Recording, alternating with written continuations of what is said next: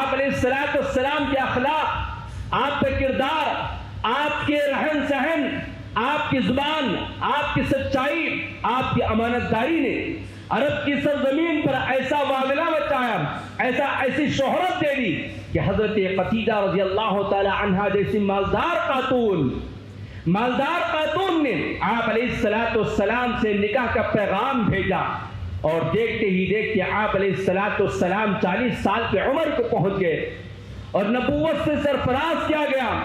کبھی یا ایھا المزمل تو کبھی یا ایھا المدثر کے ذریعے آپ کو یاد کیا گیا، آپ کو مقام بلند بتایا گیا،